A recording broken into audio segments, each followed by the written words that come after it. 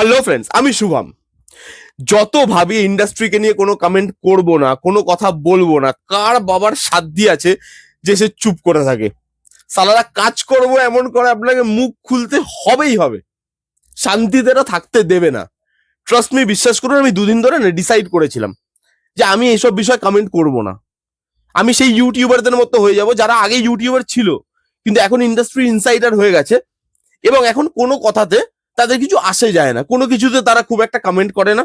তারা ভদ্র ছেলে হয়ে গেছে। তারা খালি কমেন্ট করে তখন যখন তাদের স্বার্থ থাকে। তারা আগে সব বিষয়ে কমেন্ট করতো যখন ইনসাইডার হয়নি, বাট এখন তারা ওইসব করে না, কারণ চেটে চেটে তো কাজ করতে হয়। তো সব বিষয়ে কমেন্ট করলে কাজটা করতে পারা যাবে না, সেটা আমিও জানি।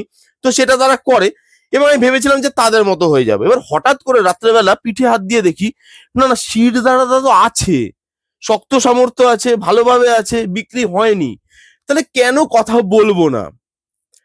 আপনারা সবাই জানেন কিছুদিন আগে একটা প্রেস কনফারেন্স হয়েছিল, দেবদা ছিল, বুম্বাদা ছিল, যেখানে সেই 72 ঘন্টাটা নিয়ে কথা হয়েছিল, যেটা নিয়ে দেশু সেভেনের অনির্বাণদার অ্যানাউন্সমেন্টে তারা মজা করেছে, ইয়ার্কি মেরেছে।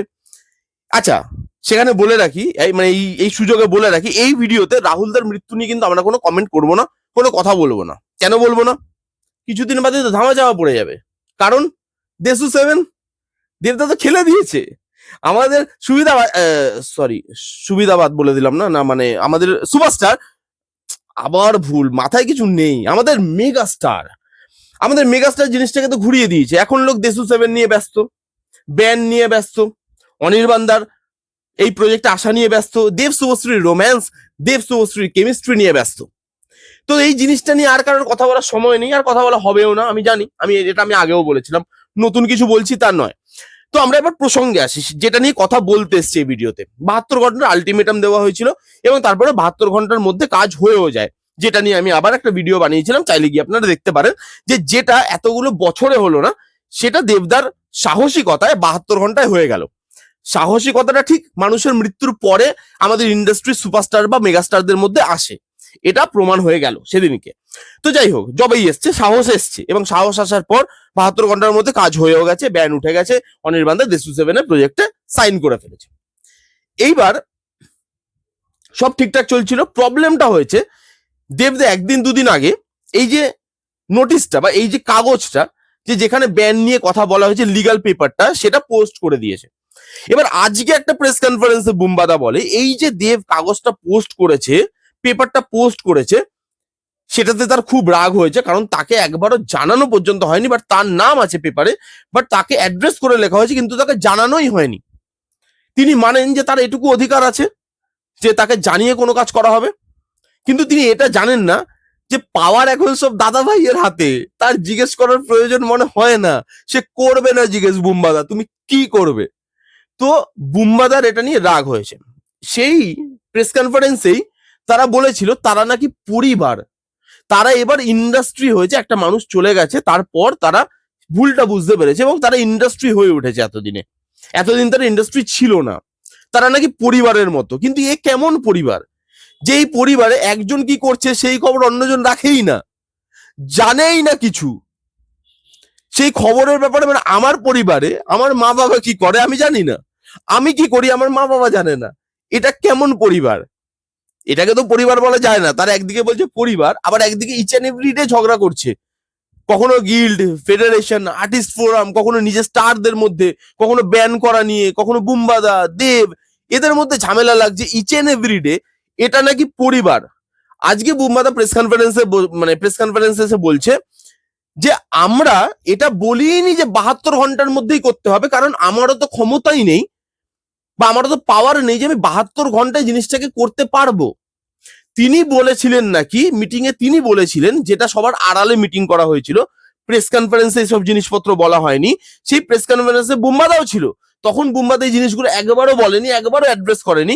সেটা তিনি আজকে বলছেন। কি বলছেন?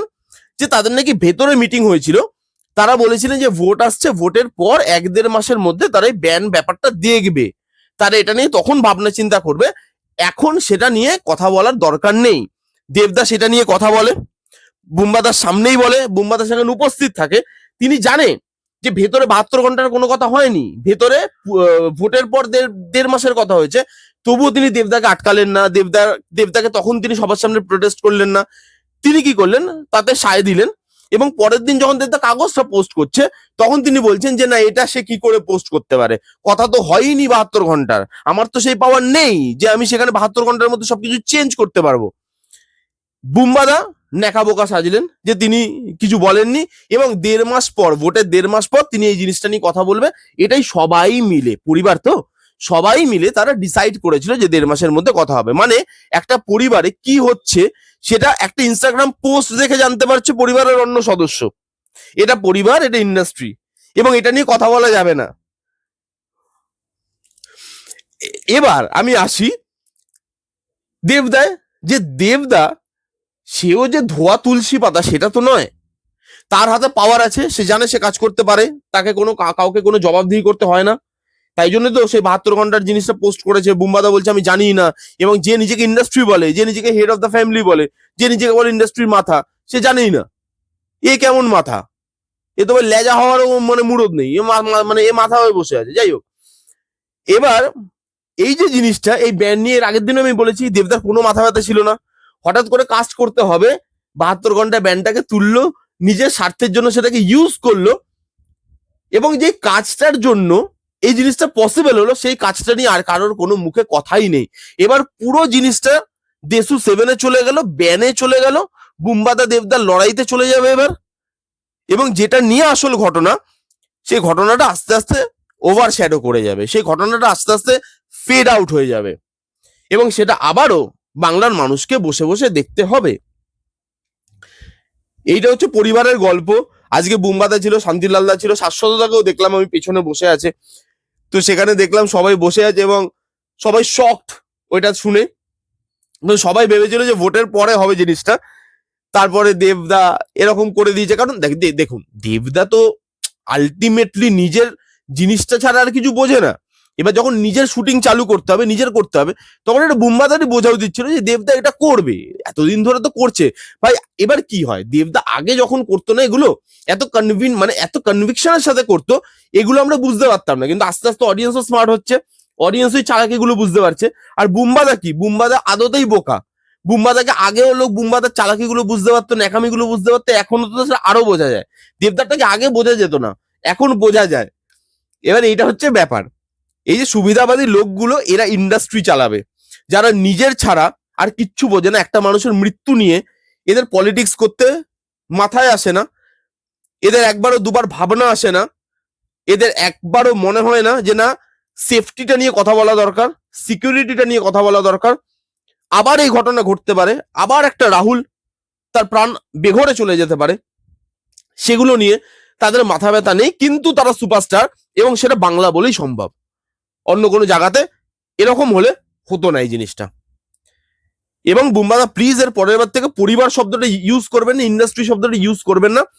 এবং বুম্বাদা বলল অন্য অন্য ইন্ডাস্ট্রিরা নাকি কর্পোরেটের মতো কাজ করে, তারা পরিবারের মতো কাজ করে।